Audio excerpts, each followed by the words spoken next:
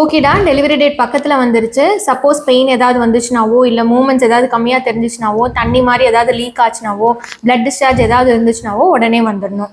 ஓகேங்க ma'am. Ma'am, delivery ரூமில் நான் கூட இருக்கலாம் மேம்? கண்டிப்பாக கூட இருக்கலாம்.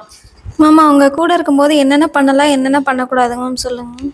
டெலிவரி ரூமில் கூட இருக்கும்போது முக்கியமாக ஃபோனை ரூம்குள்ளே எடுத்துகிட்டு வரக்கூடாது. ப்ளஸ் ஒய்ஃப் கூட இருக்கும்போது அவங்களுக்கு சப்போர்ட்டிவாக இருக்கணும். உங்கள் கையை ஹோல்ட் பண்ணிவிட்டு என்கரேஜிங்காக பேசணும். முக்கியமான விஷயம், பிளட்டை பார்த்து பெயினை பார்த்து நீங்கள் மயக்கம் போட்டு விழுகாமல் இருக்கணும். நீங்கள் கூட இருக்கும்போது அவங்களுக்கு வந்து ரொம்ப ஸ்ட்ரென்த்தாக இருக்கும். ப்ளஸ் வந்து அவங்க எப்போவுமே எல்லா சுச்சுவேஷன்லையும் அவங்க ஹஸ்பண்டை தான் எதிர்பார்ப்பாங்க. ஸோ டெலிவரி ரூமில் நீங்கள் கூட இருக்கும்போது அவங்க ரொம்ப ரொம்ப கம்ஃபர்டபுளாக ஃபீல் பண்ணுவாங்க. டெலிவரி ரூமில் நீங்கள் வெறும் அவங்களுக்கு விசிட்டராக இருக்காமல் சியர் லீடராக இருக்கும்போது அவங்க ரொம்ப கம்ஃபர்டபுளாகவே ஃபீல் பண்ணுவாங்க. ப்ளஸ் வந்து லேபருங்கிறது அவங்களோட ஜேர்னி மட்டும் கிடையாது, அது ஹஸ்பண்ட் அண்ட் ஒய்ஃப் 2 பேர்த்தோட ஜேர்னி. உங்கள் கூட ஒரு புது குட்டி பாப்பா வர்றதுக்காக.